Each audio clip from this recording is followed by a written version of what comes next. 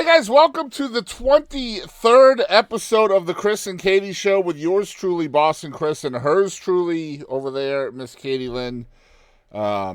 Kadie has more names now. She's Roberson, she's Lomax, she's Lynn, she's Kadie, she's Have you said my full name? My full new name? Kadie Lynn Roberson Lomax. No, it's not gonna be hyphenated. I'm gonna change my last name, but try it out. Just hear how podunk it sounds. Go ahead. What, Kadie Lomax? Caitlin Lomax. Oh, yeah. Yeah, Kadie Lynn Lomax. Oh my gosh. Oh, the things. She's already messing with her bangs. Guys, as soon as we go into our video chat, she's always messing with her hair. It's like she doesn't know her hair exists until we're Well, in I already Discord.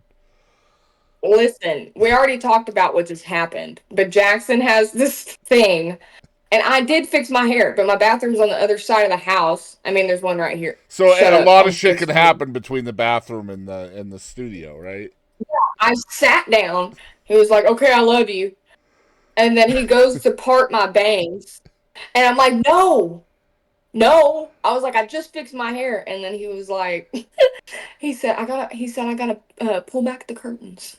Yeah, but That's what he said. the forehead kisses are important though, right? So like, They are, yeah. So but just kiss my bangs and get over it. oh, see, that's not the same thing though. That's a bang kiss, not a forehead kiss.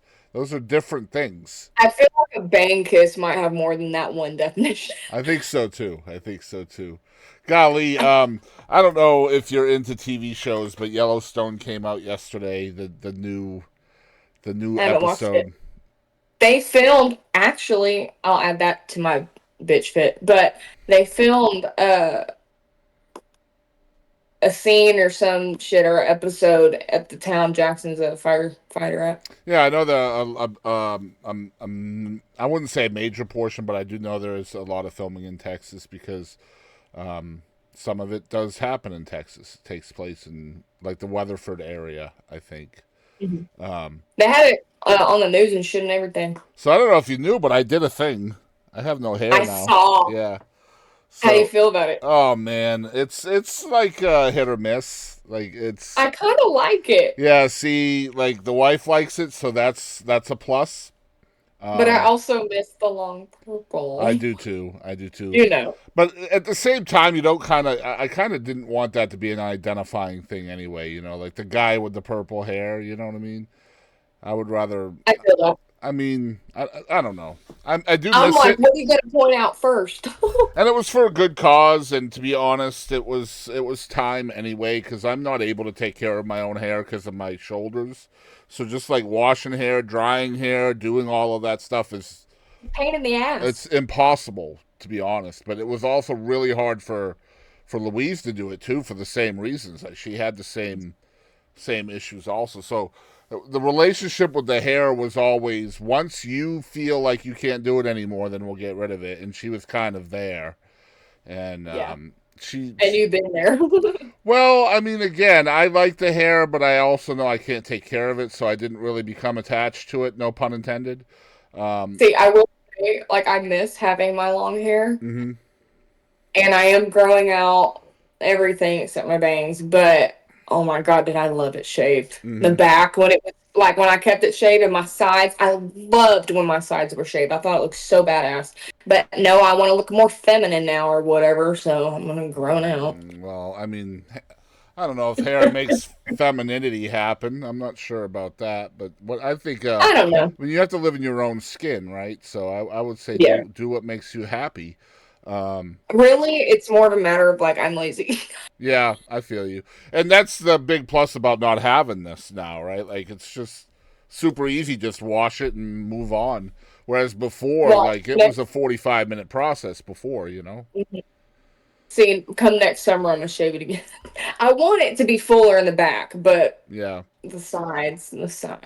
Well, the hair is tough, but if you guys didn't know, if you don't follow me, a friend of mine named Kira Annalise, who's a member of a band called the Waymores, she had brain surgery, so she had to have her hair, her beautiful hair, shaved for the brain surgery, and they had a GoFundMe set up because they're full time musicians, and so they're not able to work right now because of her health stuff, and I thought it would be a cool thing Yeah, to do to try to, you know, I saw that. bring awareness to that. So if you guys do want to help out, you can go to GoFundMe.com and just enter the words "The Waymores," and it'll bring up their story, and you can definitely check that out. I implore y'all, if you have a little bit extra, send it their way. They could definitely use it.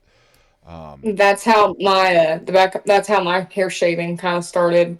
Jackson's grandmother had breast cancer, and we all did like a shaving head party, and Jackson shaved his. I didn't realize it happened until the next morning because I was blackout drunk. But Just woke up with no hair. I did. I woke up and I had to be at work early, and it was like 5 o'clock in the morning. And I woke up and I was just like, I got out of bed. I went in the bathroom. I brushed my hair, and I felt the bristles against my bare ass head, and I was like, "The hell is Oh that?" my gosh, that's funny. Yeah. Wake up bald because you were drunk. Oh man. And then you have to convince your friend that you're doing it for that you did it on purpose, right? No, I did. I sat and debated it, but apparently, the more drunk I got, I did it. Of course, you get that liquid courage. But yeah, we are live on Twitch, so if anybody on Twitch is watching or listening, you want to comment any questions or participate in the conversation, we are more than happy for you to do so. Say hello, don't be shy.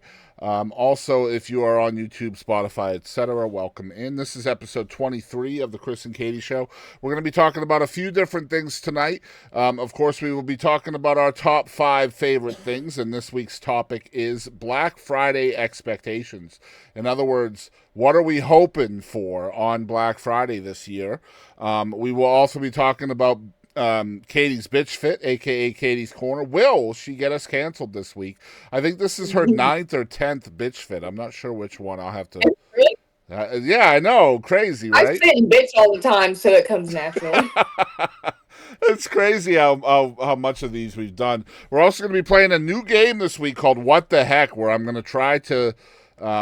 Well, you guys will see when we do it a little bit later on. Our topics this week, we have a brand new single from the Beatles that we're going to be talking about a little bit later. That's right, brand new music from the Beatles. The Grammy nominations are out. We're going to be talking about those a little bit. We're going to talk about the 12 best places to visit in the month of November, according to AOL.com. Yes, that still exists.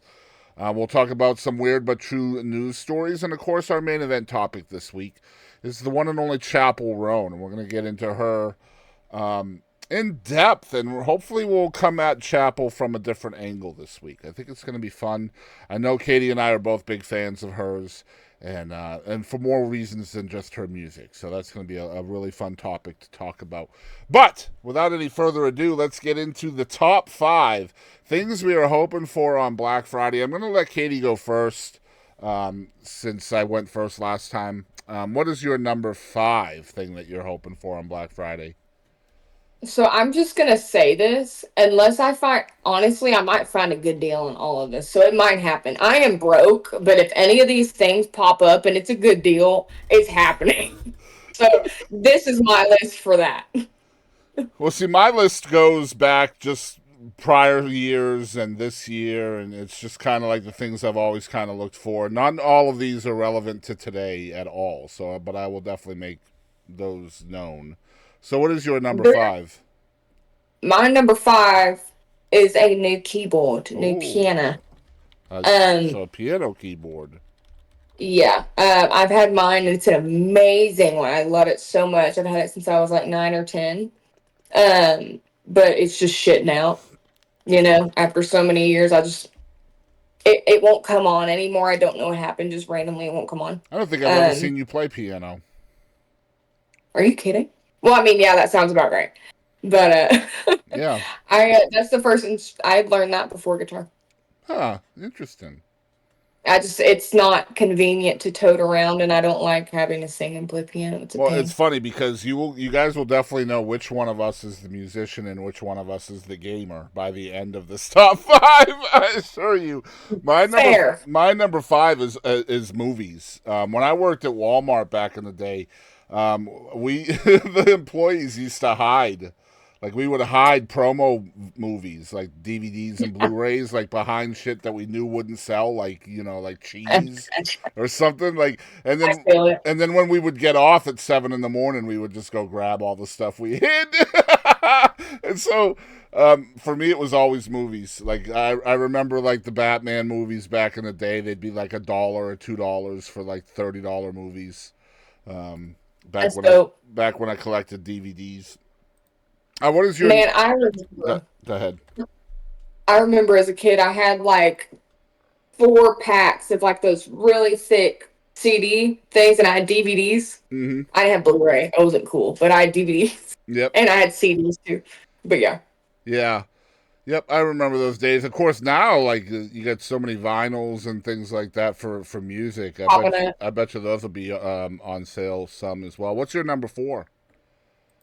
My number 4 is a new chair, because this one I'm sitting in fucking sucks. So look, I will say Jackson found this on the side of the road. I cleaned it, but the arm on the left side is just down the middle, half of it.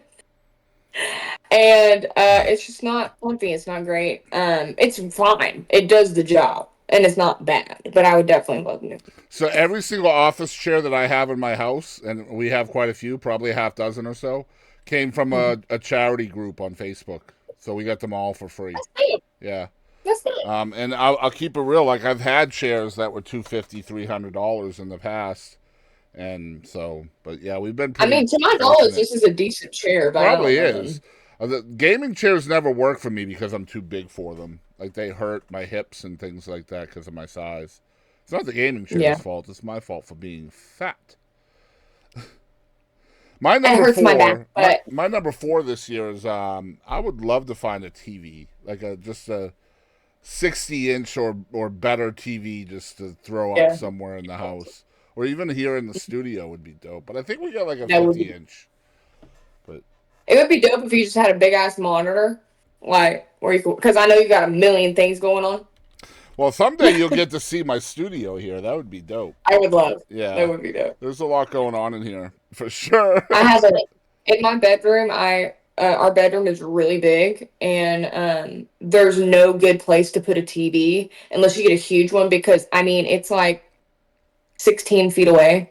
So you gotta have a big ass. So we mounted it from the ceiling, right above our bed. Yeah, nothing wrong with that. That's interesting. Fucking badass. I would love to see a picture of that. That'd be dope. Yeah, I'll show you. Yeah, gaming chairs have no lumbar support. I'm aware of FUBAR, and that's part of the reason why it doesn't work for fat I have sciatica, so I'm there on that. Yeah, sciatica is not this good. This one has a little pillow though. Yeah, that you can move. I have one of those too, but I added it myself. Yeah. I would hate to even like think about what that thing smells like. You know what I mean? Like. Oh, what is your number 3? New pedal board. This is actually something I really need, and I don't really need it. My pedal board does justice. I'm talking guitar pedal board, by the way. It does good justice. It does what I need it to do, but I could get one that would do so much more. You see, Katie, this for you actually sounds like it doubles as a Christmas list for people out there that are looking to buy Kadie Lynn something for Christmas. Here you go. Here's your top 5 for that. If you're looking to spend some damn money, look at this damn list. Shit. That's what. Look, it says hoping for. See, right? Yes, it does. God damn it! I should have made this into a freaking list. All right, I'm changing my. No, I'm not. No, my family knows the things that I always want, and the things I always want like don't have any kind of like productivity thing going with it. They're just things I want. I started making one. I put sports bras, socks, scrunchies. See, even those have a function though. Like the shit I would want. Yeah. Like I would like to start collecting like old school retro championship belts from wrestling. That's cool. Like from the 80s, Jackson, 70s, and way back then. You know what I mean? Jackson collects firefighter patches from like stations. He has like a thing he's like subscribed to, and he gets one every month. That's cool. He has like 70 at least. He has a whole like gallon baggie almost full. Yeah. So Elvis used to collect police badges. Very similar to what Jackson's doing. It's cool. But yeah, I would love to collect stuff like that. I would love to have like a life-size New England Patriots helmet. Like just shit to display, you know what I mean? Yeah, Um, that's dope though. yeah, That shit's priceless. no function, no productivity. They're not going to help me do anything. It's just something fun to look at, you know what I mean?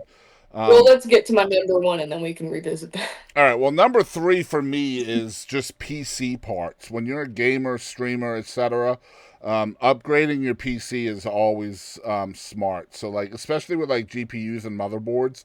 So, like, if you can find a really good deal on a GPU, for example, and it's better than one that you have, you should probably look into it, at least Yeah. like from our perspective. So, but like Toby, for example, he's usually the one looking out for those kind of deals and stuff. And I swear to God, that kid has a mental checklist of every single little piece of every PC that we have, and like how to upgrade it, and why we should upgrade it, and how much it'll cost to upgrade it, and And the payoff. He sounds like a businessman. it kind of is. Yeah, kind of is. What's your number 2? A new amp. Of course.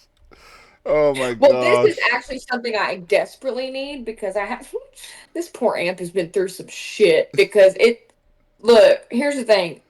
I've grown up in music. I've grown up with all this shit. I know how much shit these things can take. I know I can leave my guitar in my car for a week and it be decently fine. That's not okay. None of this is okay.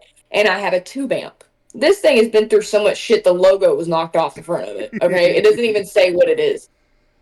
At one point, it's a Vox, and at one point, I got little wooden letters, like the kids' letters, and I colored them, and I put toy box on there instead of Vox. Nice. Anyway, they fell off because it always slid around the back of my car. Well, But somebody get Kadie Lynn Lomax. I'm sorry, Kadie Lynn Lomax, an amp. Somebody do that. I will give me a digital amp, but a good digital amp. I would take a tube, but like I said, just pain in the ass. Yeah, just a nice digital amp. Send it her way. There's no bullshit presets. We both need to make an Amazon wish list for Christmas. That's what we need to do. Yeah. Okay, my bangs are fucked. Stop looking at yourself.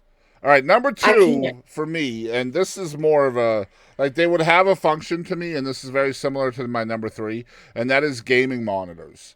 So you were talking about monitors TV. earlier. Yeah, TV, but I mean, the TV and a gaming monitor are night and day to me. Like, I have 2 really good 32-inch monitors. They're curved monitors over here. Oh yeah, And that's a little bit different. yeah, they're Acers, and they're like twins almost. They're not twins, but they might as well be. But like, if I found a good deal and I had the money, I would upgrade them some bitches quicker and shit. Like, quicker and shit. No doubt. Toby said I have a PV amp I got for free. I'd give her. Oh shit! Don't try me, bitch. You heard that, Toby? No. She said, "Don't try her, bitch." Yeah, he did get a free amp, and I don't know if he had to fix it or what, but maybe he can type and let me know. But yeah, I remember him getting that amp. Okay, so where are we at? We're on number 1 for you. So this is one, man, I have had my eyes on this shit for years. All of the other shit I said is actually pretty important. Maybe not the chair, but the pedal and the amp, they have to happen eventually. Hopefully this, I was gonna say this year, we got a month left. Hell no. Hopefully by next summer, I'll have at least like a new amp or pedal board. That's like the goal. Like I need those things. But my number 1, I've had my eyes on since I found out it was a thing like 3 years ago. And that is an inflatable hot tub, bitch.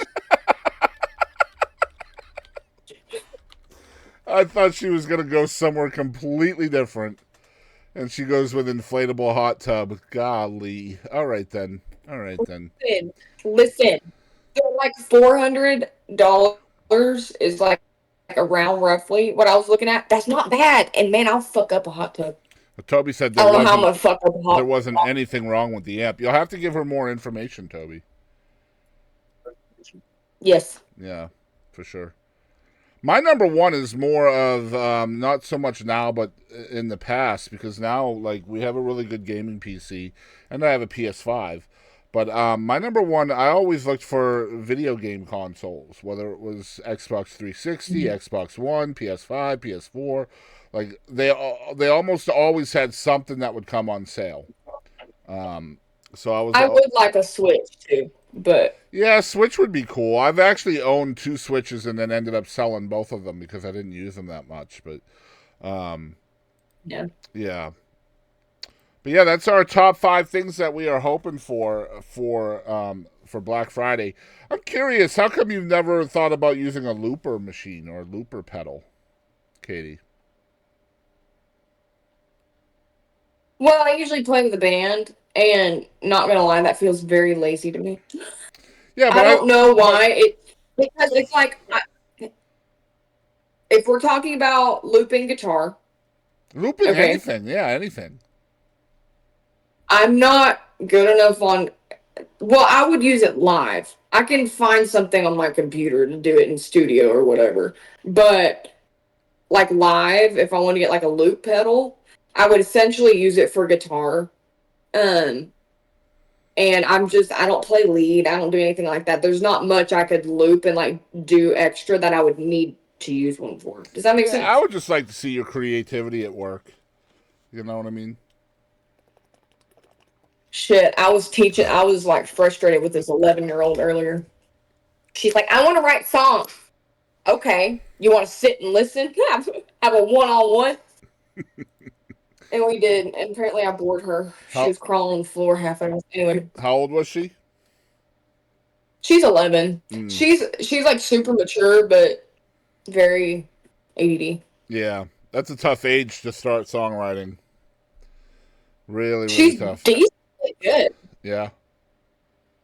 That's when Stronger came out. I know. That's what I'm saying. She's at the right place, but like Well, you'll and be able to like tell right away if she's gonna be like invested she enough. reminds me of me. She maybe lyrics not so good, but she doesn't really care that much about that. Mm-hmm. She's a dancer, so she likes like the music and melody and blah, blah, she don't really care about.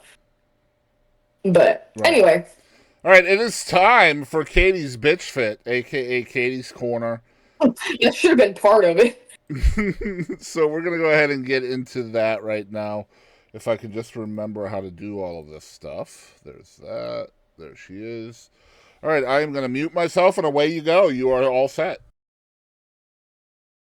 Hello. So the first thing I have wrote down is working my ass off. Which I have been. I don't know if I talked about it. I think I said that I got my job at the gas station, but I hadn't worked it yet or whatever. But I got a third job doing music lessons, a factory, and now a gas station. Um, so that's nice. This past weekend, oh my god, hell. Friday, 6 a.m. to 2, gas station. And I had to be at the factory at 6 in Dallas. So that sucked. But then I got off and they let me off like an hour early, so I got home at like 11 instead of midnight. And then I had to be at the gas station again 6 to 2 Saturday morning, and then I had a show Saturday night from 8 to 11 and got in bed probably around midnight, and then I had to be back at the gas station 7 to 2 yesterday, and then I had band practice. So that was my weekend. And I might want to shoot myself in the head, but it's okay because I'm still thriving.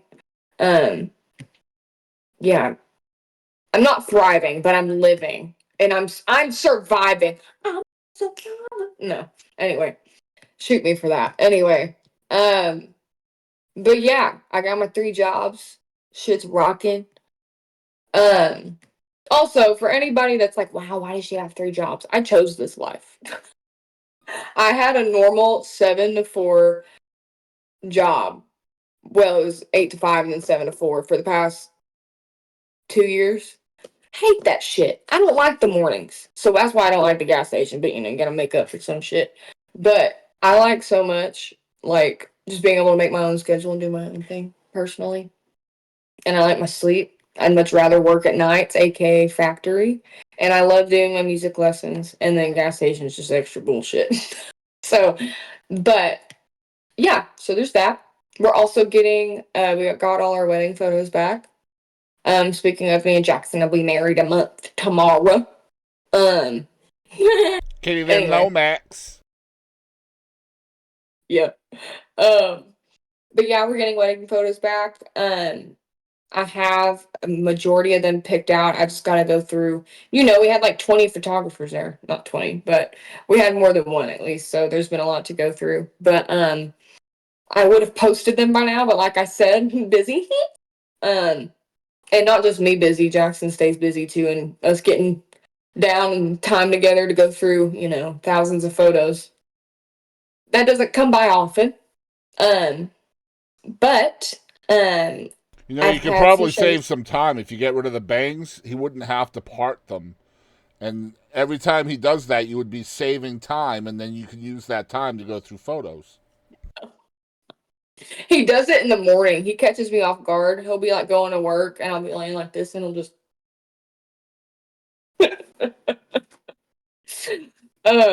But yeah, so I had that show this past Saturday. I had a lot of fun. I played at Blue Bonnet Barbecue in Ennis.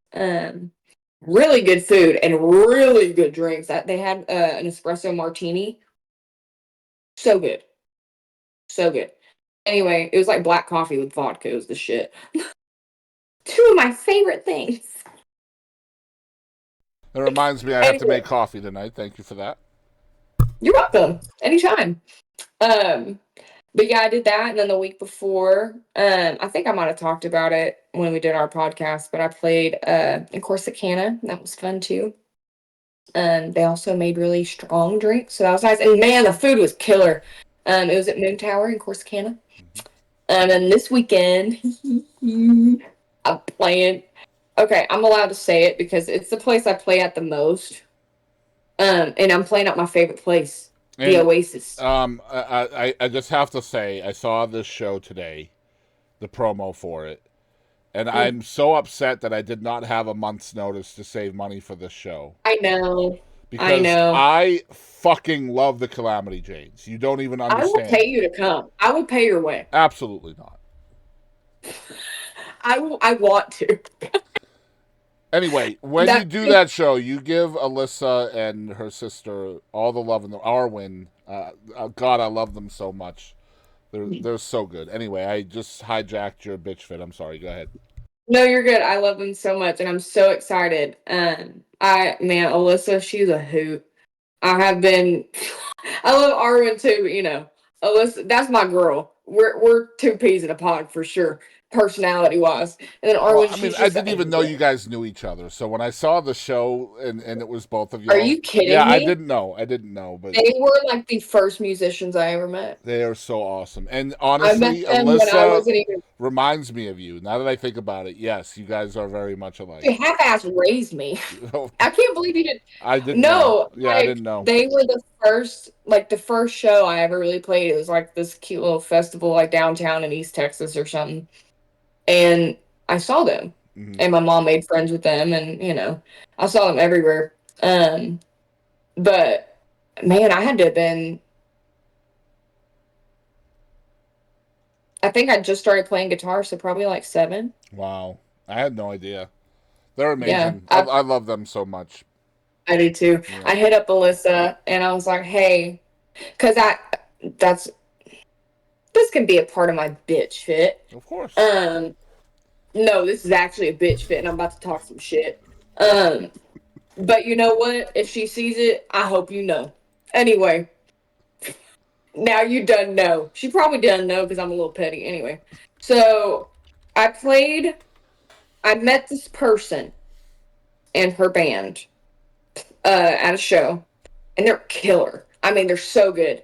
And I was like, man, and we play the Oasis a lot, and it's a good paying show. And usually, if all the bands I've brought to open end up playing there again, so like it's usually just like a win-win deal. It's like if I want to get you in the Oasis, it's usually a good thing, right? Mm-hmm. And I let them know that. I was like, usually if you get in, you're in. If you're good, you know. And I was talking to her, and I was telling her I'm playing the Oasis, and this was months ago. Okay, wait. So I met her at this one show, and we talked and hooked up, And she's like, I'm playing this show here, and I would love for you to open for me. I was like, okay, yeah, send me the details. She never did. And then she put me on the ballot.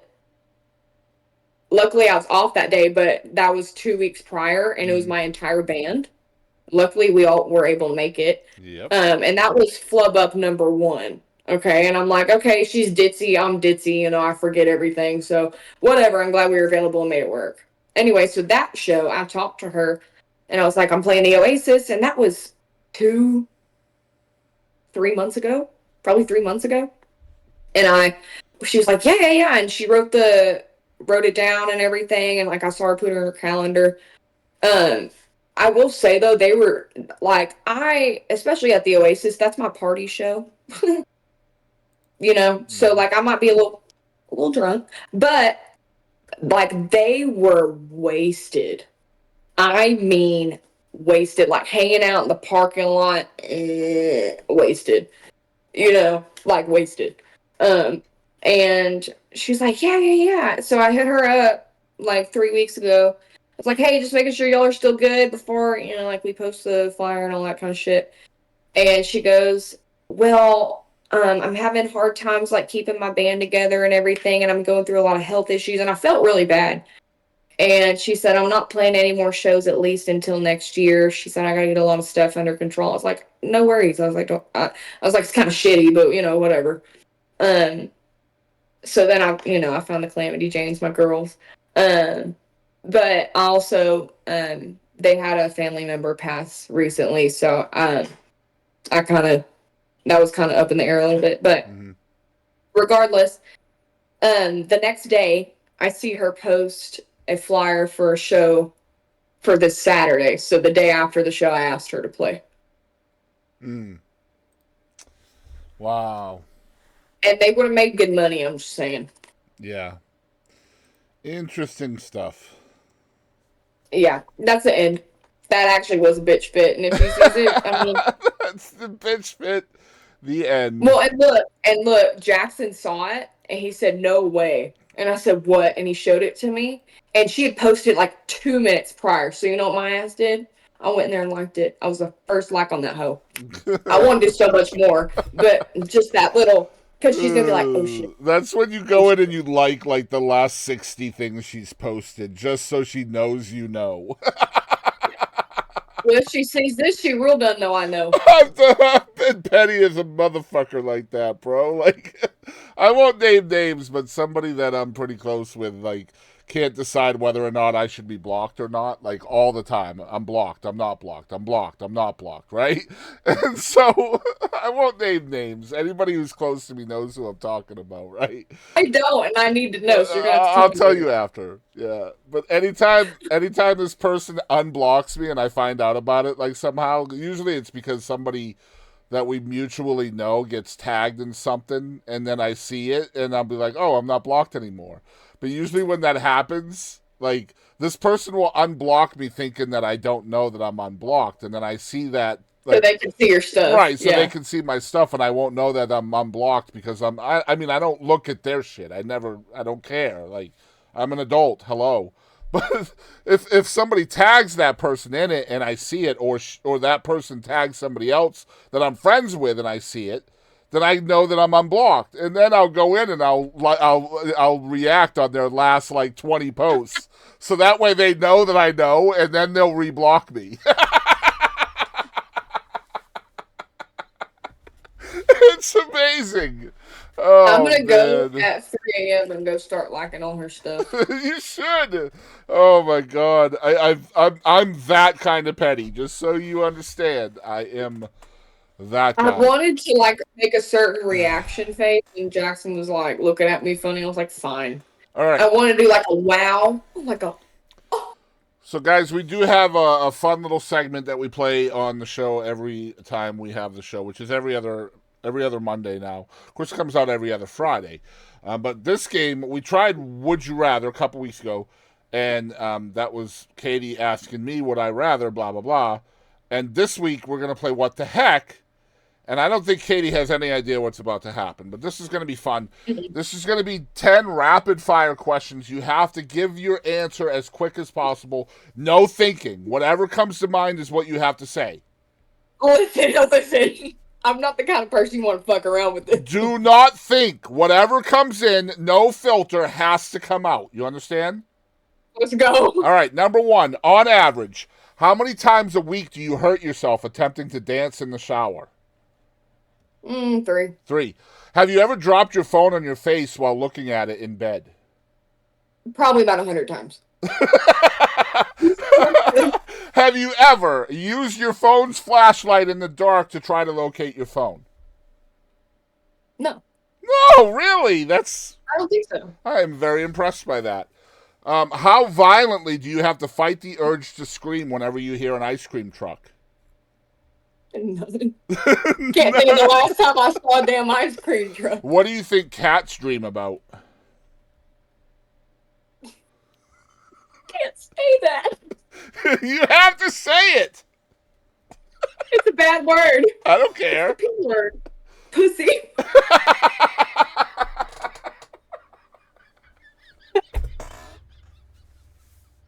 You're probably not wrong. Okay.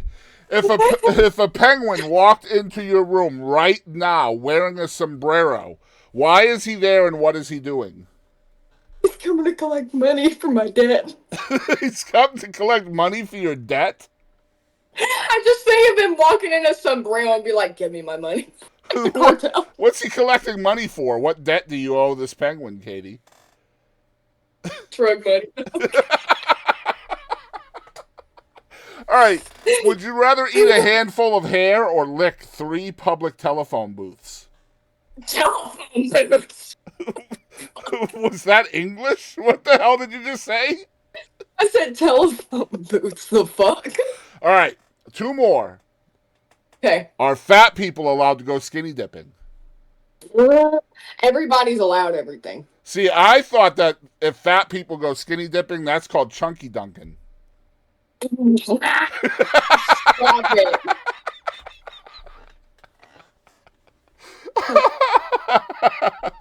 Okay, on a scale of 1 to 10, how annoying do you find baby pictures to be on social media? Depends on, because I just had a baby be born. I don't know. Wait a minute, when were you going to tell the rest of us you just had a baby be born? No. I mean, carried. Hell. You know what I mean. I just witnessed the birth. Hell. Be careful what you say, Katie. Jackson didn't even know. I've been seeing a lot of baby lately. Anyway. Usually if it's not anybody in my family, how annoyed, like fucking 10 out of 10. I don't give a shit. I go see my family. Get your ugly ass kids. Like, also, it's social media. Get your ugly ass kids off the internet. I agree so much. Fucking gremlins, man. Hell no. She went from not being annoyed at all to, like, stop doing that shit in, like, 8 seconds. I'm thinking about, like, because, you know, you saw my wedding, yes. Okay? You saw all the children. All of them are my family members, okay? Right.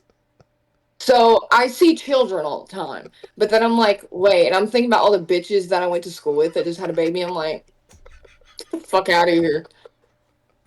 Oh my god. Okay, right. my glasses are going back on. Okay, that was a keeper. That was fun. I told you I'm not the bitch you want to fuck around. Damn, that was great. She said, pussy.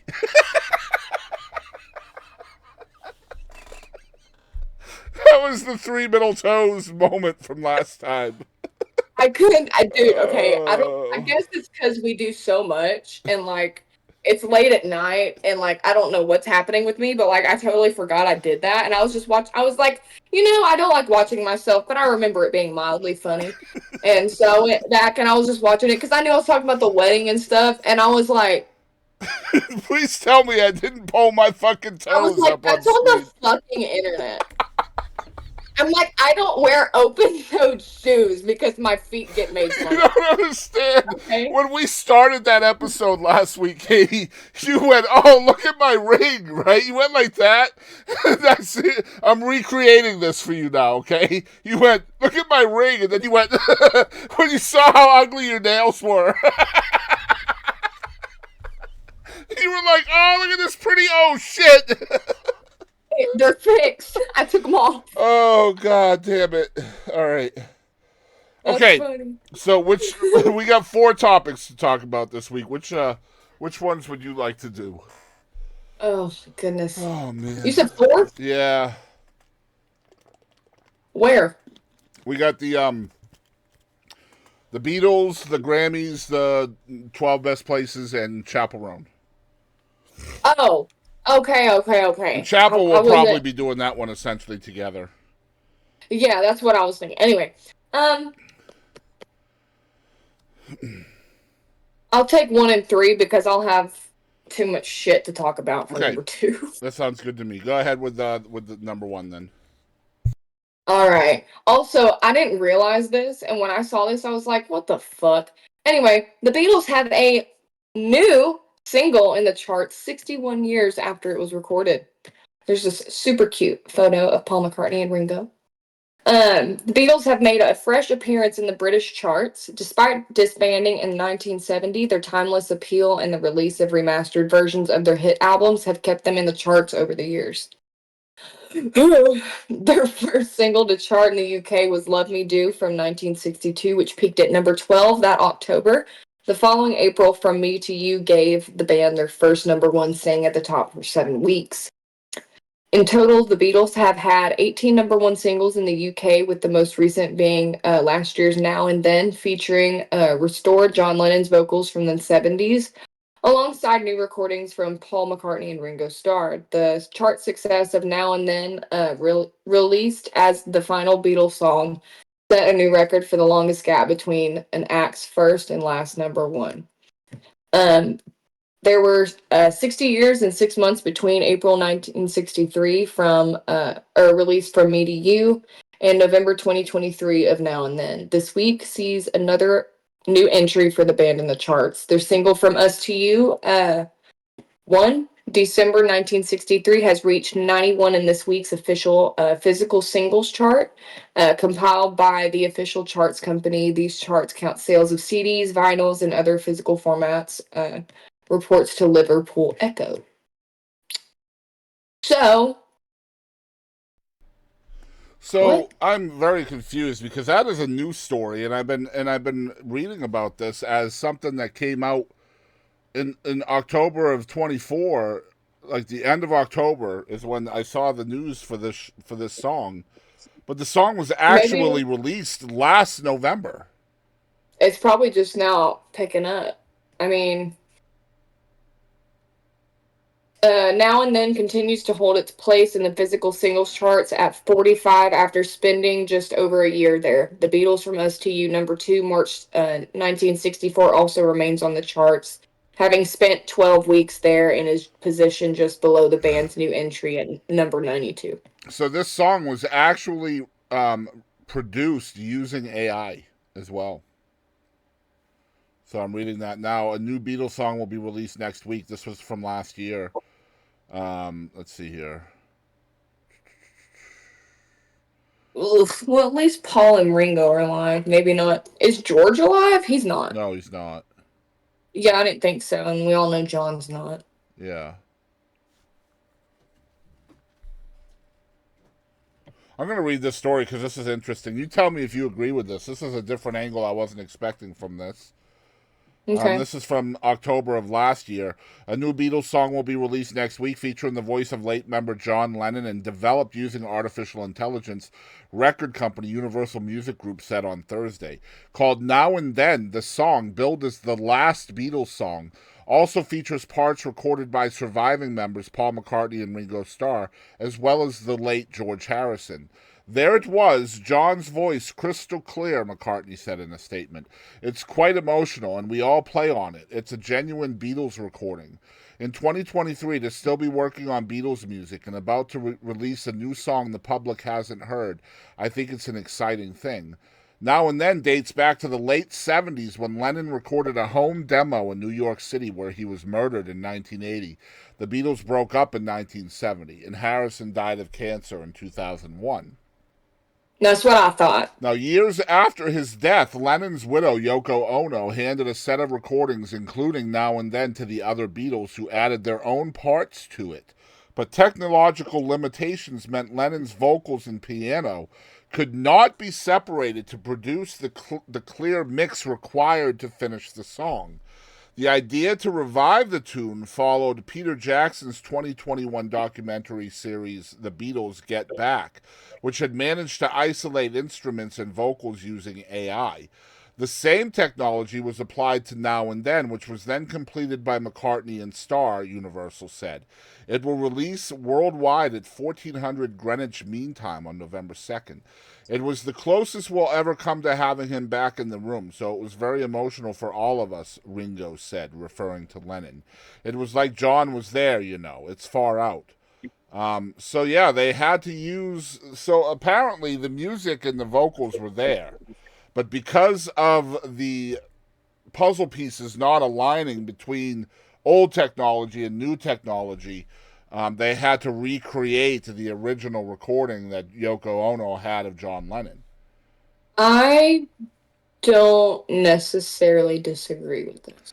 Yeah, and everybody's on board, which, you know, as long as everybody's on board. And I will say that, like, if they just, like, if AI had his vocals and it played that, yeah, like that would be, like, a raw idea. You know what I mean? Like, you would be playing off of that. Like, that's organic. That's not robot. You know what I mean? I mean, they're essentially pulling from something that already exists. They're just kind of tweaking it in a way, you know? Yeah. It's a little bit different than just creating the voice from scratch, which, yeah. I mean, they even with the Randy Travis stuff that we talked about, they didn't recreate that from scratch either. They have a lot of samples of Randy singing, and then they have somebody that's doing the parts as well, that's, you know, still alive and being able to sing now. I forget that man's name. Maybe somebody can tell me. But yeah, new music from the Beatles. Apparently it's the last one, too. So they're calling it the last Beatles song. It's a good song. I listened to it. It's pretty good. I doubt it would be the last one, considering what they've just discovered. Yeah, I agree. And honestly, and how much money it's probably making. Somebody's going to have to find... they're going to have to figure out how to police the AI within the artistic field, all artistry, whether it's songs, film, whatever. Graphic art is a big one right now. A lot of people are getting their shit stolen. But yeah, let's get into the Grammy nominations are out, and this will lead into our main event topic this week too, because Chappell Roan is a big winner in the nomination list. She's not. Go ahead. I will go ahead and say Sabrina Carpenter is the photo on this, and I do not like her. Continue. I have mixed feelings about Sabrina Carpenter. I don't understand. Okay, continue. No, go ahead. What don't you understand? She's not the best vocalist. We all know she's not writing her own songs, and she's a lot bigger than people. So she's pretty. Yeah. So anyway, the pop music landscape has been awash in superstar juggernauts like Taylor Swift and Beyonce, headline-grabbing beefs like Drake and Kendrick Lamar, and a freshly minted gaggle of hitmakers such as Sabrina Carpenter, Chappell Roan, Charlie, I don't know, XCX. XCX. You don't know who that is? She's been around a long time. And Shabuzi. Now, appropriately enough, each of the aforementioned artists, except Drake, who stopped submitting his music for Grammy consideration a while back, received loads of nominations when next year's Grammy Award contenders were announced this past Friday. Now, number one, it has been a massive year for women in pop, and I'd love to see that. Remember back in 2018 when, this is from NPR, by the way, when Neil Portnow, then head of the National Academy of Recording Arts and Sciences, said that women needed to quote-unquote step up after that year's Grammys were overwhelmingly won by men. Yeah, he sucked. This year, women dominate the major categories, which is awesome.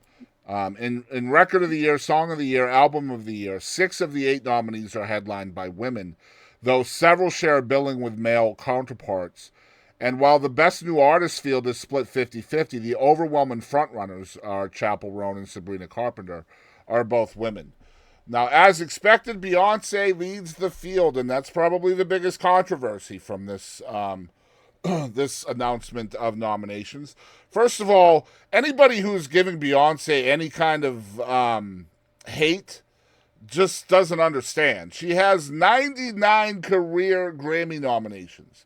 That is fucking insane. Like, I agree. That's insane. Now, mind you, she's only won 32% of the time. But even that, 32 Grammys. Like, what? That's crazy. And that is crazy.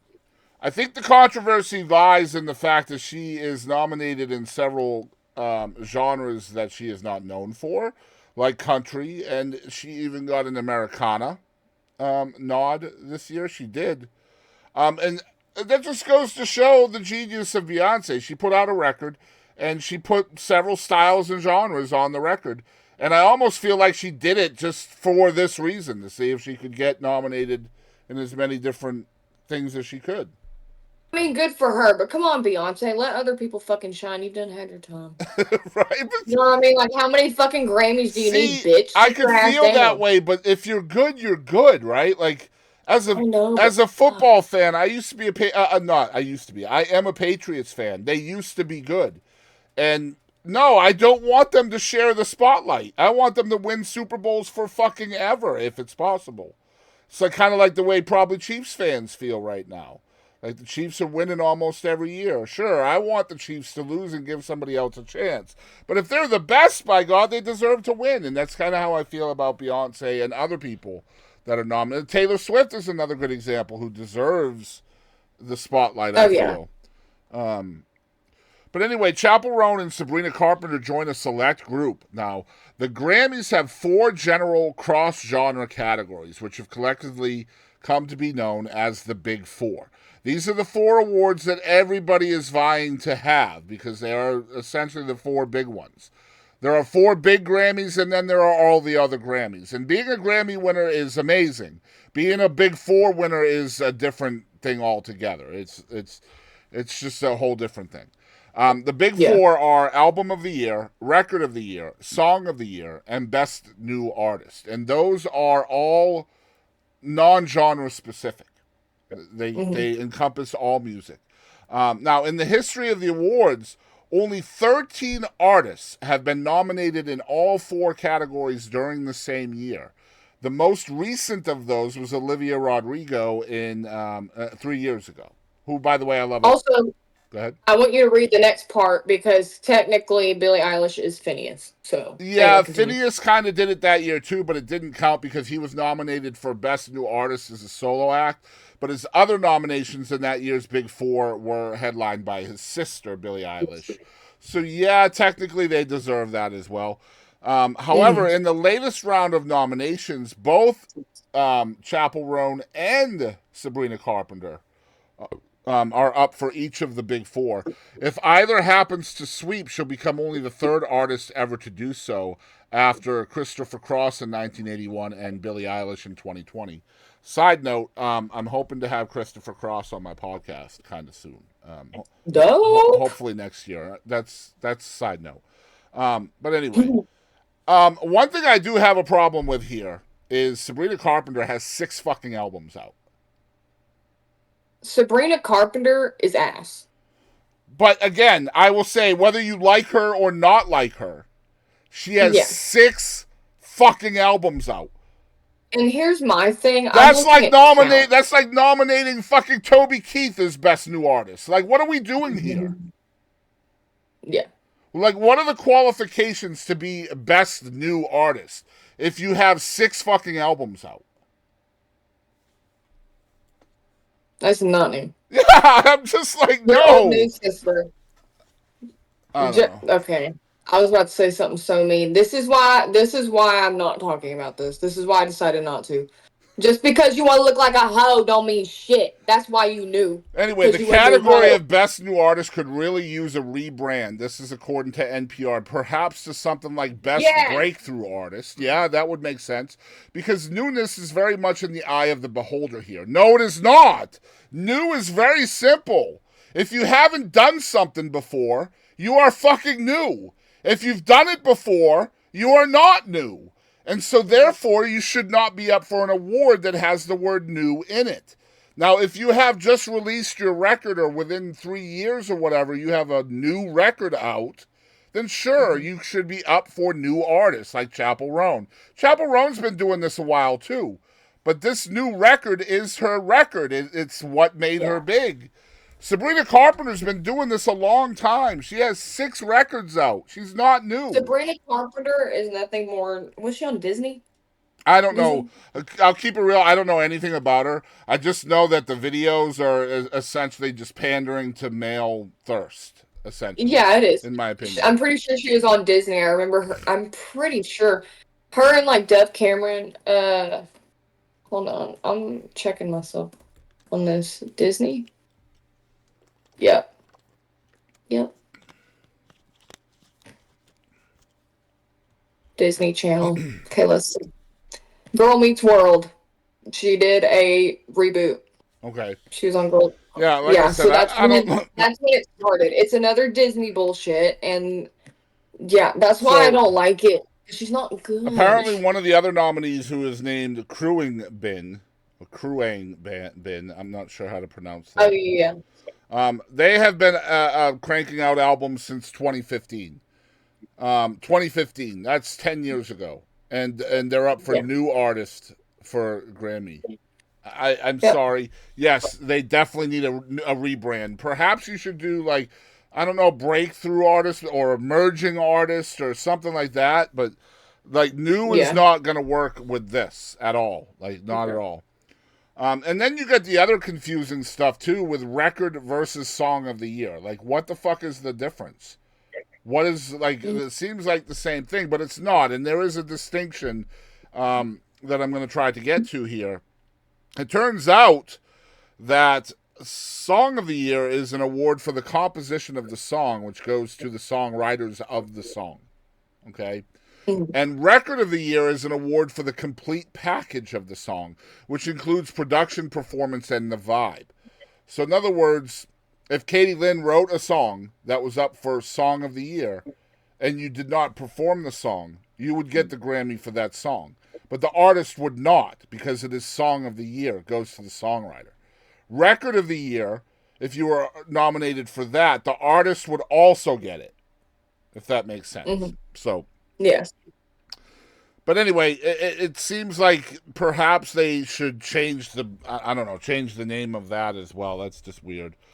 That is weird. And there is a very, very old song. Let's see, the Record of the Year field does include one very old song, a bar song, Tipsy, which is famously interpolates Jaquan's 2004 hit Tipsy.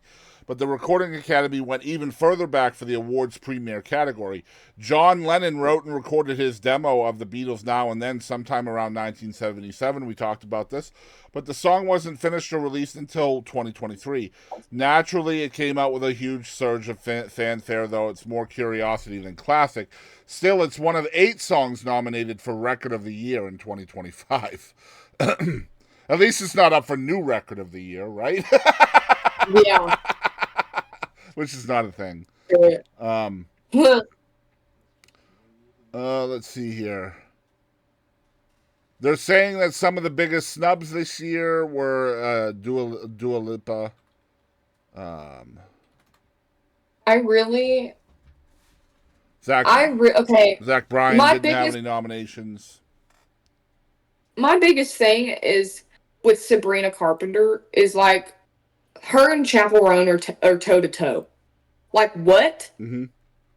Excuse the fuck out of me. Apparently, they're really close friends as well.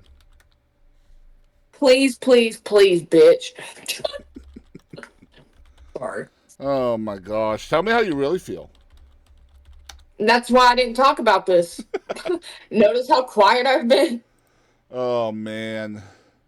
I don't know. Let me see here. I just wanted to give you guys some stats if I could. There's just. And Go ahead. my biggest thing is like, and we're gonna talk about Chappell, Mm-hmm. but I mean, she's just. I have not seen an artist like her in a long time. It feels like. I agree. And just so down to earth as well, but we'll get into that here in a minute. Yeah. I wanted to see if there was like a statistics. I'm not finding it, and I don't really want to. I know Taylor had a lot. I know Chappell Roan had 6. I think Beyonce had 11.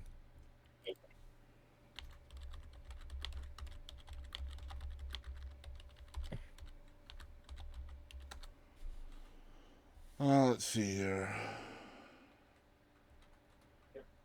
So the three top categories: record, song, and album of the year. Taylor Swift, Billie Eilish, Chappell Roan, Sabrina Carpenter, and Beyonce are in all of those.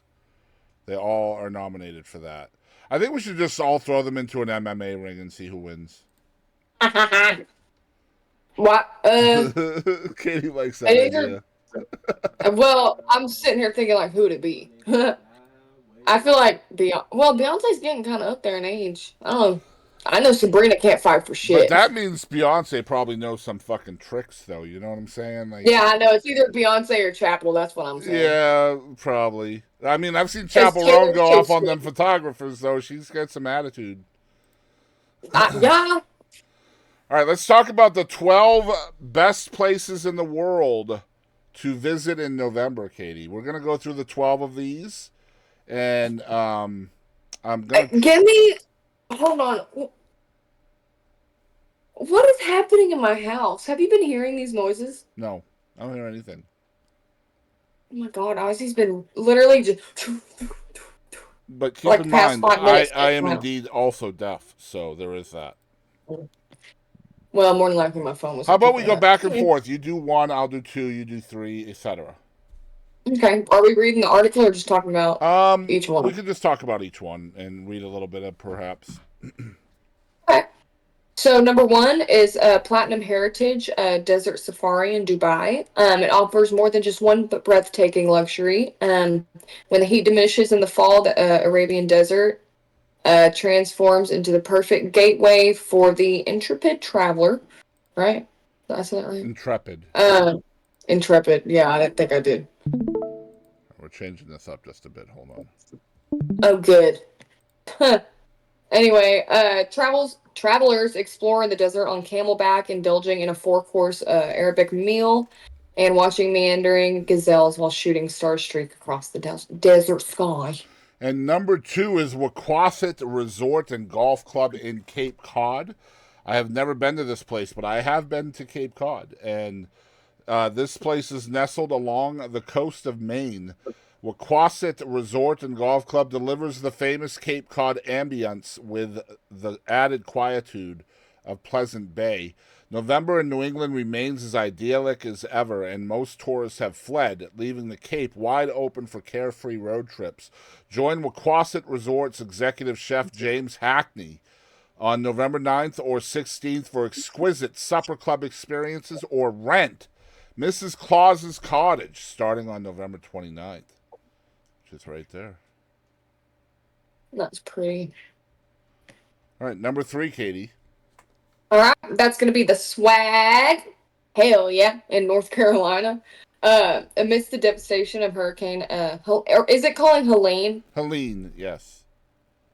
Okay, because I see that and I think My Chemical Romance just changed the E to the A. That's Helena. So I'm like, wait. Anyway, it throws me off. The Swag remained a hopeful presence, donating 100% of its October revenue to the local relief efforts. Pretty cool. The property avoided major damage thanks to its high elevation, so its enchanting offerings await those looking for a getaway with cool experience curated by experts in the residence. Features hikes, history, local lore, sketch journaling in the Smokies, and walks and talks with a retired ranger. That's cool. I like the retired ranger shit. Yeah, it's beautiful as well. All right, number 4 is Kestelin Alakadi in Turkey. Here's a picture of it from the outside. With just 7 stunning rooms, Kestelin Alakadi embodies the spirit of boutique hotel and never misses an opportunity to make guests swoon. November represents the back end of the tourist season, offering mild weather and less crowds. Sip coffee in the courtyard or explore the narrow streets of Alakadi and its quaint pastel shop fronts. Ready for a night out? Ask your host to coordinate an evening in Avaki Tarla, their nearby nature haven, hemmed in by a small forest of olive trees. It looks like straight out of a video game to me. That's what I was thinking, not gonna lie. And I don't play a lot of video games. All right, number 5. Here's a picture of the area where it is. Is it Tenaya? Yep. Oh, okay, look at me go. At Yosemite in California, national park enthusiasts refer to November as Yosemite National Park Secret Season, when visitors have the opportunity to experience the park from unique viewpoints, including early November foliage. What? That's what I was in the foyer. So bougie. Anyway, mid-months waterfall icicles, and eventually when the snow starts to flutter down. The year-round Tenaya Yosemite, located just outside the park's Southgate entrance, offers traditional rooms, cabins, and build your own s'mores buffet. And again, looks like a video game. I need to get into gaming again because God dang it. Listen, I'm just gonna say s'mores are my favorite fucking thing on the planet. S'mores and elotes. Like, that's my thing. Those are my things. I thought it was gravies. And I just said and gravy. Yes. All right, the next one, number 6, is Hotel Ranga in Iceland. Side note, the wife and I would love to go to Iceland. It's one of our go-tos. But anyway, everything you've heard at dinner parties is true. Iceland is an epic yet accessible wonderland of adventure. This month, the island's beloved Hotel Ranga launched its poetry hotline that allows guests to call and listen to a famous Icelandic poet, Polarin Aljarn. You set me up on this shit, Katie. Read one of his poems at the touch of a button. Plus, the seasonal book turn-down program delivers signed books from local Icelandic authors to guests' bedside tables in honor of the traditional winter Icelandic book flood. That frickin' spring looks amazing. Like hot spring. That does look amazing. Oh my god. Number 7. I would die.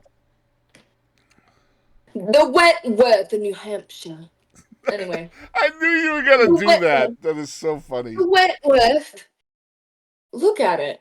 It looks like the Wentworth. Anyway, if it's small town hospitality you crave, look further than Jackson, New Hampshire. You'll find curiosity shops, a general store, a puzzle shop in the Jackson Ski Touring Foundation Nordic ski area. Whoa. That's good for me. I read that really fast. That's a lot of words. Anyway, you did it, Kadie Lynn Lomax. Yo. Anyway, the small town boasts several inns in the Wentworth, a hotel with a... I was going to say spectacular. See, I can't fucking read. I like that word better. See, with a stellar fireplace nook. See, you gave yourself a compliment too early. Spectacular.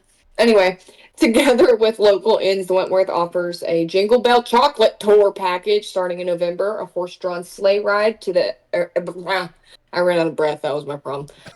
A horse-drawn sleigh ride to the area's inns, whose owners give out small handmade chocolates. Why small? Fuck you for that. Well, probably because you turned stellar into spectacular. So you went small to big, now they're going big to small. It'll be fine. Bitches. Number 8 is Havila Voyages in Norway. Now, although November brings some gray skies to Norway, it's also a time when the northern lights are very active. Set the odds in your favor with a 12-day coastal adventure with Why do I feel like I'm in a fucking game show all of a sudden? Like, if you figure this out, you could win a 12-day coastal adventure with Havila Voyages. This 34-port round-trip cruise offers a Northern Lights promise from October 1st to March 31st. If, during your round-trip voyage, the Northern Lights are a no-show, you'll get a new 6 or 7 day voyage. I know. It's completely dependent on nature whether you get a money back or not. I didn't see it. You will get your money back if nature disappoints. Fuck yeah. I wish that was everywhere. Right? Yeah, like Old Faithful, you didn't do your geyser thing? I want my money back, you son of a geyser. Yeah, only in Norway. Norway is just figuring it all out. What's number 9? It looks kind of lame, but we'll see what it has to say. Anyway, Hyatt-centric Beale Street in Memphis. An enchanting Nutcracker Suite Experience Indie Film Festival and a hometown performance by Justin Timberlake. He's canceled, so fuck you for that. The November calendar in Memphis is popping, and you can stay in the heart of it all at Hyatt-centric Beale Street, which boasts the honor of being the only hotel on the famed Beale Street. Beginning November 24th, the property's Nutcracker Suite will help usher in the holiday season. Don't tell Santa. But it's stocked with oodles of candy canes and holiday cookies. Yeah, don't tell Santa that the star of their shit is canceled. Oh my god. I mean, am I wrong? Just don't let him drive after the eggnog and we'll be fine, right? All right, number 10. The Bishop's Lodge in New Mexico. Celebrate Thanksgiving New Mexico style at Santa Fe's Bishop's Lodge Auberge Resorts Collection, where guests engage in a week of traditional gatherings, storytelling, and gratitude hikes. Sans Justin Timberlake. Visitors will learn about the history of chocolate during a workshop led by the local Cacao Chocolate House, while Thanksgiving Day features a parade watching party. Say that shit 5 times fast. Parade watching party. Holy parade shit. Parade watching party. That was only 3. And multi-course feast. Huh? How many times did you say? I said 5. Oh. I don't pay attention to you. The day after, visit the Indigenous Makers Market. That's another one. Indigenous Makers Market. That one's harder. Indigenous Makers Market. Indigenous Makers Market. Indigenous Makers Market. To shop for pottery, textiles, and handcrafted jewelry. This actually sounds more interesting than Justin Timberlake. Absolutely. That sounds cool as shit. I love like the pottery and textiles and handcrafted jewelry. I'm so about that. I like indigenous stuff anyway. It's interesting to me. It is so interesting, and I love handmade shit like that. I got my mom something handmade in Colorado by an Indian. It was really cool. It's like this hand-painted, like, I don't know what to call it. Shit you put on, like, dining tables. Like a doily or a tablecloth? No, it's not. It's, like, not knitted, but it's, like, coarse kind of feeling. Like a doily? We'll go with a doily.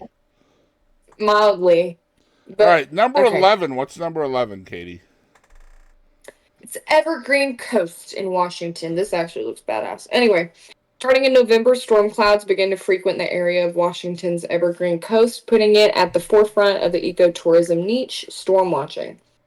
Visitors gather to watch Mother Nature's chaotic symphony of white-caped waves in between storms, razor clam digging. That threw me off. I was like, what? Am I reading that? Razor clam digging is where it's at for an authentic outdoorsy experience. A drift hotel along the Evergreen Coast is just 2.5 hours. Whoa. Oh my gosh. From Portland, accessible yet secluded. To be fair, I butchered other languages and she's just butchering ours. Hey, ours. Number 12, and the last best place to visit during November this year, is the Sun Valley in Idaho. If you've got a Fresh POW bumper sticker on your car, it's time to book a flight to Idaho. Sun Valley's ski season opens on Thanksgiving Day. And direct flights from 6 cities make it an easy travel Tuesday winner. And the reason why is because nobody goes to fucking Idaho. Properties like Sun Valley Resort and Limelight Hotel are at the ready with après ski vibes. And nearby Central Idaho Dark Sky Reserve offers a front row seat to epic dark sky watching. It's pretty fucking dark everywhere. I don't need to go to Idaho to see a dark sky and watch it. Like, what? To be fair, I live in Texas where there's much more sky. Yeah. I mean, it does look pretty, though. I don't know how Idaho makes it onto the list when there's so many other places on the planet. Like, And, like, also, there was, like, a lot of, I don't know. I was America's with you list until that one. Like, you had me, and then you lost all the credibility at Idaho. Goodness. I hope Idahoans don't, like, call me and be like, we love it here. Is it Idahoans? I don't know. In Idaho, we be Idahoan. Wow, you went there. We're getting canceled. Idahoan. Our ratings just went down in Idaho. Great. All right, we're going to stop streaming, and then we're going to come over here and go back to here. Yo, Nightmare Crater, thank you for the 35-month resub, my dude, with Twitch Prime. I think I need my head examined, Boston. Well, I'm not good enough to do that. Educated enough. Whatever the word is. Accomplished. That's not it either. God damn it. Experienced enough. No, that's not it either. Can't think of the word. Anyway, that is the 12 best places to visit in November. We're going to skip Weird But True this week again, and we're going to get right into Chappell Roan because we are, we have a lot to talk about with Chappell. We talk a lot. We do. That's okay, though. That's the opposite of a problem. All right. So, we have lots of things to talk about here with Chappell Roan, and obviously she's a fabulous artist. She's obviously a very outspoken member of the LGBTQIA plus community, which even if I didn't love her music, I would love her for that, just not being afraid of that, being unabashedly unafraid to be who she is and then shout from the mountaintops of who she is. And then it just goes even better that she's fucking fabulous as well. She can sing out of this world. Her writing is incredible. She makes me love pop music again. Jackson's fired over. Yeah, and I can see that too. Like she's number one, she's definitely an acquired taste, so I can see why some people. Well, and I keep playing it. Yeah, I've had he talks about Pink Pony Club all the time. He's like, turn that Pink Pony Club shit on. Well, like every single one of her songs is an earworm too, man. Like you play it and it just sticks in your head forever. Yeah. That's probably his problem, too. But we're going to talk about, obviously, Katie and I both love her for all the reasons we just talked about, her musicianship, her songwriting, her advocacy for the things she believes in. But we're going to talk about several different news stories that have happened recently about her. I think we have 5 different links here, and we're going to kind of go back and forth. The first one I wanted to talk about was her mental health, and then I'll let you decide which of the links to work on next. I'm going to take us to Entertainment Weekly. This is an article from over the summer that really kind of stuck to me. It's been on my mind ever since because I've seen the video that this talks about. And basically, the headline is, Chappell Roan breaks down on stage, pauses concert to address the crowd. She said, quote, having a hard time today. Again, I highly suggest you guys go check out this video because it's pretty strong, pretty powerful stuff. Rising pop sensation Chappell Roan paused a recent concert in North Carolina to address the crowd about her mental health, telling fans that she was having a tough time processing her meteoric ascent to stardom. According to videos from the concert posted to social media, again, you guys can find this all over the place if you look. The Good Luck Babe and Hot to Go singer-songwriter stopped her Wednesday evening show in Raleigh to tell attendees she was having difficulty keeping up with her newfound fame. This is a quote from her now. I just want to be honest with the crowd. I just feel a little off today because I think that my career is just kind of going really fast, and it's really hard to keep up. I'm just being honest that I'm just having a hard time today, unquote. the 26-year-old said at the Red Hat Amphitheater. I'm not trying to give you a lesser show. It's just, there's a lot. Thank you for understanding. This is all I've ever wanted. It's just heavy sometimes. So I'm going to pause there. Just kind of, number one, I love the fact that she's being open and honest with her audience and her fans and people that Mhm. care about her and the reason for her fame, to be quite honest. I feel like that connectability between artist and listener really endears her to fans. But I wanted to Absolutely. also take a viewpoint because I have an artist with me, next to me on this show, who dealt with this kind of thing, maybe in obviously a smaller sphere, but you dealt with sudden fame and negativity and the toxicity that comes with all of that. What's your take on her being so open and honest about this from somebody who's been there? I I mean, I was at a younger age, but man, I mean, it's rough. It is rough. And I was really young too. Like, I remember what made me so mad. So mad. Like, it got me a lot of dentist work, but people were talking shit about my teeth because I didn't have my canines in yet. I'm like, I'm 12. People were making fun of my teeth.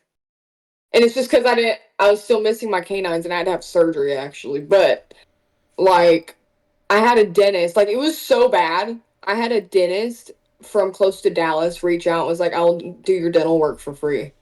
And he did. But I was like, that's insane. Fucking teeth. And then, like, and another, And topic for another. you were 12. I need to put that Yeah. out there. You were fucking 12 years old. There's nobody on this planet that should be looking at your teeth. Never mind even like commenting on that shit. Right? Like Yeah. there's a special place for people like that in my opinion. But Yeah. That might have been why I ended up getting veneers that deep rooted into the. could be. And the thing is, the overwhelming response to her saying this on stage has been positive. But of Yeah. course, there are those fucking people out there with the suck it up buttercup kind of fucking comments. She is getting a lot. There's a lot of controversy around that, and we're gonna touch on it in a minute.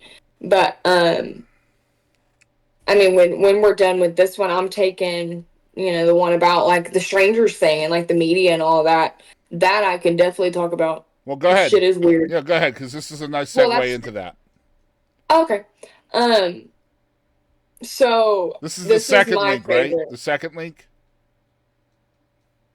The No, billboard, which link are you going to? I was gonna do TMZ. Go ahead. Okay. Chappell Roan, I'm a random bitch and so are you. Stop crossing boundaries.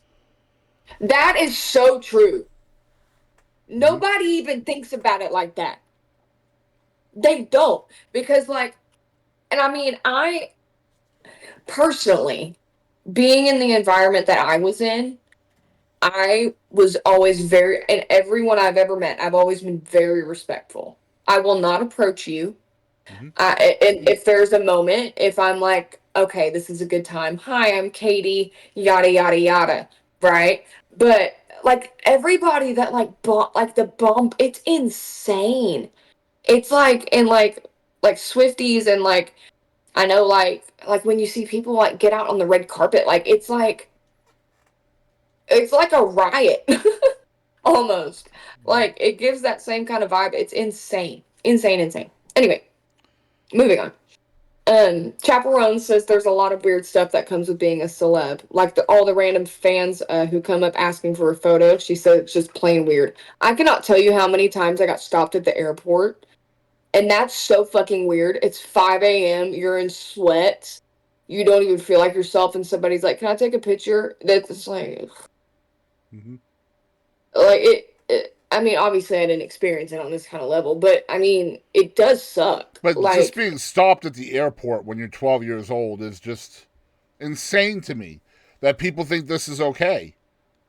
it's weird. Like, and it's not even weird for like a sense of like people are creepy. It's just like entitlement almost. Mm-hmm. And like people will get mad, and that's what's happening. People are getting mad at her because she's like, no, fuck you. Yeah, And what gets me is the public thinks they own you as a celebrity, yeah, but at the same time, they don't want to hear anything you have to fucking say about anything. I'm a random bitch and so are you. That's Exactly. the best quote. Yep. The Exactly. best quote. Yep. It's unfortunate, and I'd love the fact that we have somebody here that is finally saying this is not cool, right? Like, It's fucking weird. there just kind of a side note again. Wrestlers in WWE for the last couple of years have been advocating and really vocal about the whole approaching people at airports and restaurants and how weird that is and how unsafe it is and how dangerous it is. Um, It's so unfortunate that people have to have, I mean, yes, have bodyguards anyway, mm, but like you can't go anywhere. no, it's true. You You damn can't. sure. And with Chappell, like she's doing this pretty smart, where she Mhm. is obviously an on stage or public persona. You know, Chappell Roan is a character that she is playing, and Yeah. she's been pretty open about that. So most of the time, like you see these awesome outfits she's wearing on stage and as part of her shows, she looks completely different than that. You know, in real life, she's not hiding, but it's still a character based thing, and it's very similar Yeah. to the way film is and wrestling and all of those things. Those people are playing a character. But yeah, I feel like the entitlement is the right word. I feel like people feel like because they are a public figure that they owe you their time, and they simply don't. And just by you asking for those things, that's not fucking cool. You know what I mean? And it sucks. I remember something that stuck with me. Like I was on TV and shit, so you always have to be like TV ready. You always have to have your makeup on, hair done. That's taxing. Always having to look 100%. And the hotel we were on was on Hollywood Boulevard. As soon as you fucking walk out, Yep. like as soon as you walk out, boom. I mean, it was only right there, and that's fine. You know what I mean? Like it sucked, and I remember like I woke up just feeling like shit because I always my allergies would always act up, and I would like not have a voice for like a couple of days. So I would just walk around the first couple of days like doing whatever in Hollywood, and I would get bombarded. I couldn't even hardly talk, and I was like, and I found out though that if I wear my hair up like in a bun, it used to like people wouldn't recognize me as much. Mm-hmm. I don't know why, Yep. but That's the anyway, thing. Celebrity news is a $1 billion business across the world. And until we stop consuming it, this is going to be that kind of thing. mhm, You have to have more respect for another human being's right to exist and right to privacy.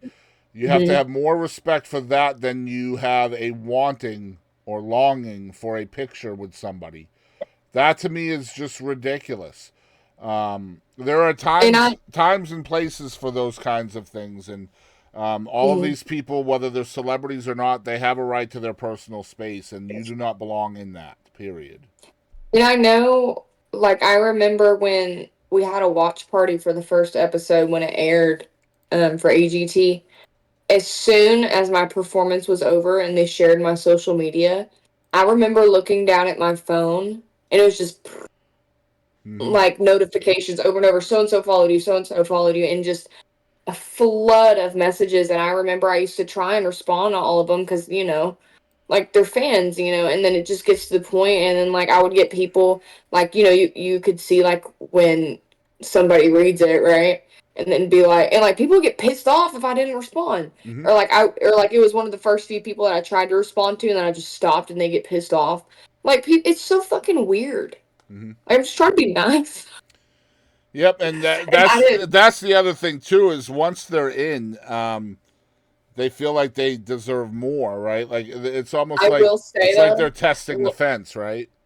I will say one of the ones I decided to talk to and message, I'm still friends with to this day. And I talk to him every single day. Well, that's pretty cool then. Name's Dante. He lives in Canada. Very cool, very cool. Love to see it. Yeah, it's a creepy space though. Definitely a creepy space. Mhm. Let's move on to the red carpet stuff, which I love. I've seen a couple of these videos now. With Chappell Roan is essentially admonishing photographers for screaming at her. And this has been, again, another accepted behavior in the lives of celebrities when they are on the red carpet. You guys, you've seen these shows where all you hear is the photographers screaming, Chappell, over here, Taylor, over here, smile, turn this way, cock your hip. Like, and they're screaming at them like they're fucking sheep, like they're, like, like they're dogs or something, and they're simply not. So I love the fact that once again we have somebody who's new to fame that is like, look, I don't have to accept this shit. I understand that I'm famous now. I understand that shit is blowing up. I know that things are happening really fast, but that does not mean that you have the right to treat me a certain way. And I love that she's standing up for that, because she's not just standing up for herself. She's standing up to all the artists that have to deal with that shit. But let's talk a little bit about this. This is from HuffPost.com. I know most of y'all out there are probably pretty familiar with this. This is from the MTV Video Music Awards. She also recently had another award show where she was admonishing another photographer that we won't be talking about today because it's kind of a double up on the same theme. But this is the first time that I know of that it happened. Chappell Roan tells red carpet photographer to shut the fuck up. The nominee for Best New Artist at the MTV Video Music Awards hurled the insult back as she arrived for the ceremony. As singer-songwriter Chappell Roan walked to the MTV Video Music Awards red carpet Wednesday evening, she told the photographer to shut the fuck up. While Roan was getting... Now, first of all, there are so many people out there that are admonishing her. Number one, for her language. Number two, for not just taking it. Like, you're the celebrity. You're getting your picture taken. There's nothing wrong with your mental health in this situation. And the fact that they are demonizing her for her attitude during this red carpet thing, they're not understanding what this is like whatsoever. A lot of people, I guess, don't hear the return in the video, because I would respond the same fucking way. No, not me, bitch. Yep. I would respond. So basically what happened was Chappell was getting her dress adjusted by one of her handlers to make it sit the way it was supposed to. And a photographer can be heard telling someone near him to, quote, shut the fuck up, unquote, according to a video of the chaotic interaction. And Chappell Roan quickly turned around and, guys, she's not a parent, but if you've seen this video, her mom face came on quick. Like, like when you hear your kid say something from across the house. Anyway, she quickly turned and pointed at the person off camera, seemingly someone trying to take her picture, and said, "You shut the fuck up." And the crowd cheered as Roan continued, "No, not me, bitch," while pointing toward the line of photographers at the entrance to the UBS Arena in Elmont, New York. Roan seemingly acknowledged the incident in an interview with Entertainment Tonight, saying that the VMA's red carpet was overwhelming, with the photographers yelling at her to hit a certain pose, leading her to yell back. "You don't get to yell at me like that," she said. And that's the gist of this whole thing. That's exactly right. And I love that. Now, in the future, these photographers that are going to be in her sphere, in her circle, I guarantee you they're gonna treat her with more respect, or she's just gonna lash out. And she has every right to do that. It's not cool to yell at somebody. It just isn't. I don't care. It just isn't. And we all need to learn that, myself included. Right? Like, it's whatever. She's not working for you. I understand you have a job to do, and your job is to make money off of getting pictures of other people, and those people don't always cooperate with you, but that doesn't mean you get to scream at them. It ain't fucking about you. It's your job to get the best angle, bitch. Quit yelling at other people. Do your job. Like she said, "No, not me, bitch." And I like the other one too, the more recent one where she legitimately remembered. She said, "I remember you." I remember you. I love it. I love it. She's unabashedly unafraid to speak up for herself, and by doing so, she is making the entire industry better for other people. And that's fucking amazing to me. The last thing I wanted to talk about here, and I was so impressed with this, this is also stems from the VMAs. I'm sure you've seen this performance, right, Katie? I loved it. She absolutely fucking killed it. But I wanted to clear up some things, because the overwhelming, predominant theory is that she was essentially recreating Joan of Arc. And that's simply not who she was recreating. The actual story is actually much fucking cooler than that. Yeah. And I understand that this is about a month and a half old now, but I'm hoping people will tune in to get the actual story of what she actually was recreating, because the actual story makes more sense and is much more powerful. And do you want to read this, or do you want me to? I'll do it. Shit. Go ahead. Shit. Chappell Roan ignites the VMAs with her fiery symbolism. This is from BrockPress.com. Chappell Roan took the VMAs by storm with her fiery performance of her hit single, Good Luck Babe, but there may have been a deeper meaning hidden within her performance. The MTV Video Music Awards, what the hell?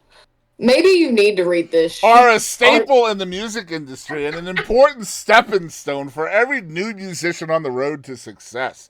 Considered to be more than just an award show. I don't care about all this. This is why I don't read, because I skim read. While those watching the red carpet in real time had no way of knowing it, Roan's outfit was hinting at the overarching theme of her upcoming performance.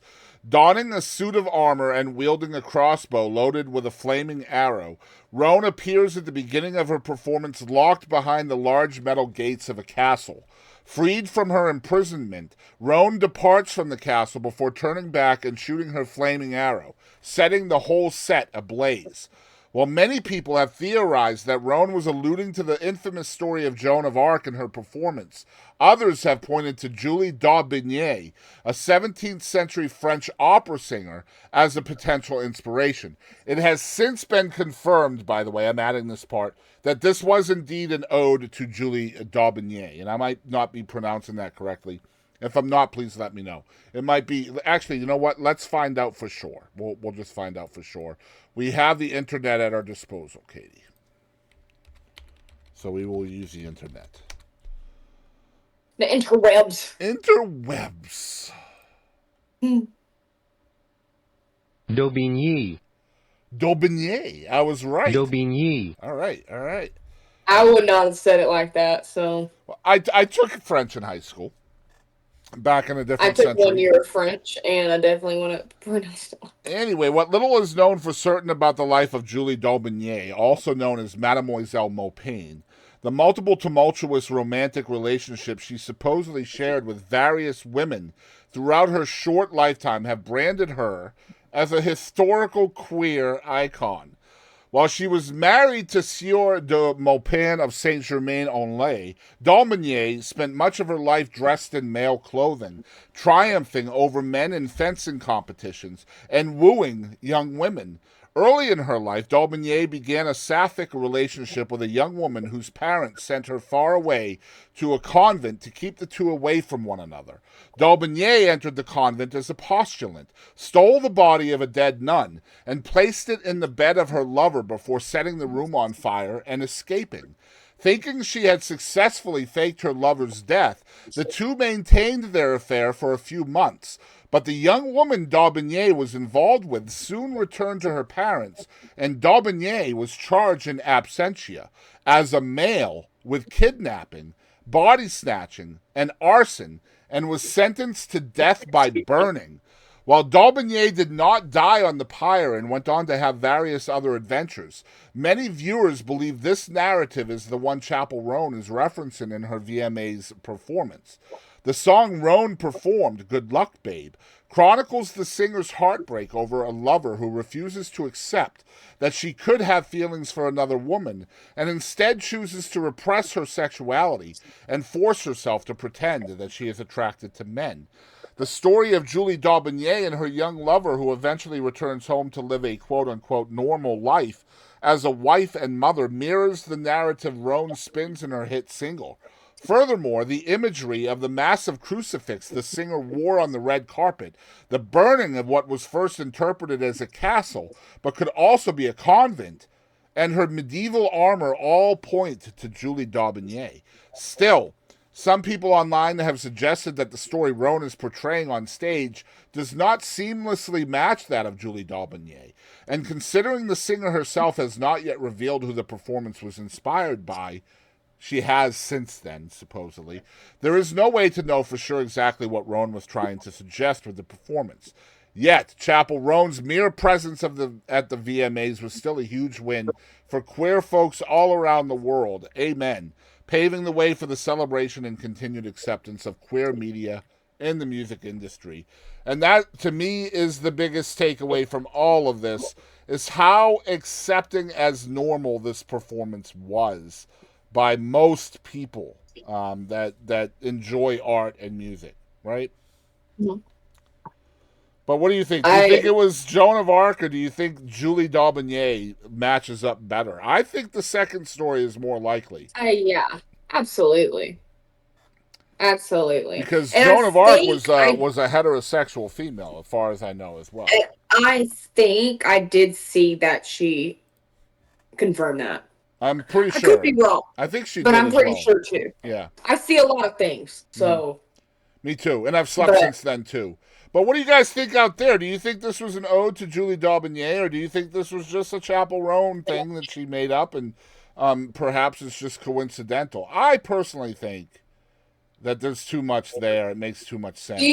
She's very like that, like creating, like, what would that be called? Like, what's a good word? Just on stage, almost like a play, like theater. I had a better word than play, but it slipped my brain. Yeah, I'm not sure what it is. Theatrical performance. We'll go with that. And honestly, I think the two people that are doing that the best right now are Chappell Roan and Billie Eilish.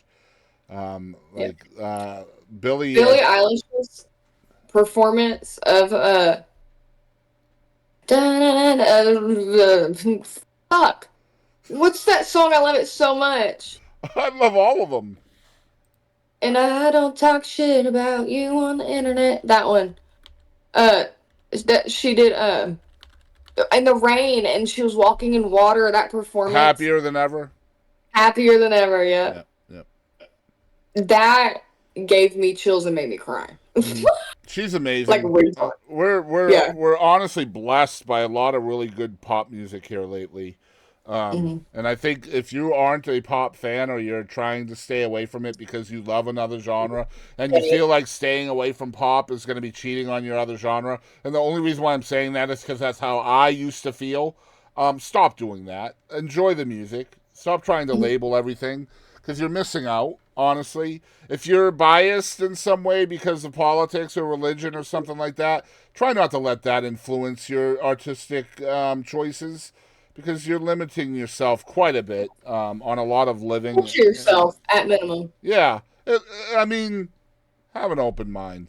I love the fact that there are people nowadays, 21st century, that there is some acceptance for these kinds of performances. And they're not being, wholeheartedly just disputed because of who or what she is. And Chappell Roan is, I believe she will go down as an iconic figure. Much like Elton John and Freddie Mercury and others in the LGBTQIA community.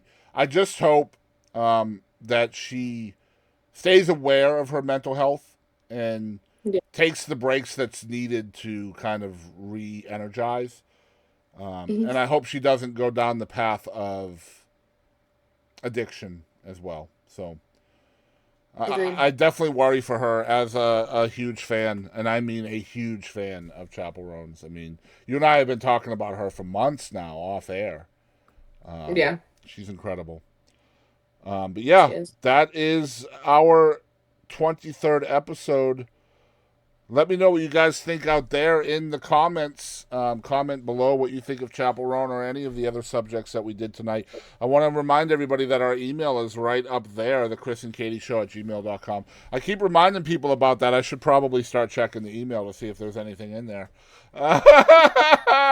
If you don't get a hold of me in the chrisandkadieshow@gmail.com, you can also try the Boston Chris Show@gmail.com. That is checked daily. So I know that you have a show with the Calamity Janes coming up, and a bunch of other shows as well. I have a busy ass week myself. I started a new thing. Oh my God. Hold on. Go ahead. I knew I was forgetting something. What did you? Jackson is officially hired full time at the fire station he's been working at for like Nice, 5 as of today. nice. So what town is that in? Venus, that's the one Yellowstone was I was talking about. Oh yeah, yeah. Well, that's good. Tell him congrats from me, please. I twill. That's really good news for both of y'all. Plus, you've got the 3 jobs, but he does like on and off, right? So he's not home a lot. 48 on, 96 off for this. So yeah, so he's gone 2 days at a time sometimes. That's going to be it, 2 days, and Yeah, then 4 days off. that's not too bad. That's bomb.com. Oh, you like that? Well, compared to right now, absolutely. What is it right now? Yeah. Oh, well, most days is like spending the night. That doesn't really bother me too much. Like sleeping, like we've been doing this a long time. Like Mm. since we've been living together, he's been doing like firefighting and stuff. Um, so like I'm kind of used to that. But really it's just like days, like when we can't spend the day together, Yeah. kind of thing. That like I don't like waking up by myself. Is Well, my the only internet thing. makes But that easier too because you can still FaceTime and talk and yeah, chat and and yeah, text we and text all the time. yeah. But yeah, me and him still talk like we're damn teenagers. We text each other all My day. wife and I do too. We still flirt. Make sure you guys always flirt. That's so important. Don't ever stop Yeah, flirting with each other. Seriously. That's the best he's a advice I can give y'all. he's a weirdo. Well, as long as you cherish that and accept it and he does for you as well. Because guess what, Katie? You are also a weirdo. I am, but what people don't understand is he's on the same level as me. He just hides it. That's what I'm just saying right It's now. closet weird, is what you're saying. Yes, yes, So anyway, I yes. started this new thing last week, which is kind of a old thing that I tried a long time ago, but I'm going to try. Oh well, I'm kind of conglomerating 2 ideas into one. Hmm. So every Tuesday, I'm doing this thing called Tuesday with Boston Chris, and Okay. I already got all the graphics for it. I'll show you the graphics. Hold on, let me see if I can show this to you. I'm getting pretty good at making graphics too, by the way. I feel. Nice, nice, nice. But this is going to be tomorrow's episode. Let me see if I can get this over here and then stream it. So here's the graphic. That's dope. That's dope. I like it. So yeah, that's the second one. I tried it on Tuesday without a guest. And basically the concept is going to be I used to do a thing called Twitch Jams, which I know you did an episode of that with me. And so Twitch Jams was basically I would have an artist come over and they would play a couple of songs, and then that was Twitch Jams, and then that would be essentially like a almost like a pre-show to an episode, right? Like then I would Yeah. film an episode with them.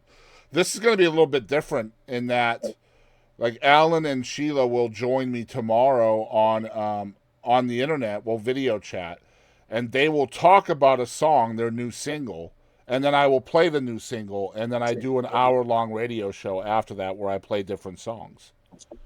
And Nice. so every week I'll have a guest, and it'll just be one guest where we start off and we talk about the song. And this will be live on Twitch, and then it will be like the VOD will go out on YouTube after. Nice, So nice, nice. kind of the opposite of what we're doing here, where like the live part of this isn't really as important as the VOD.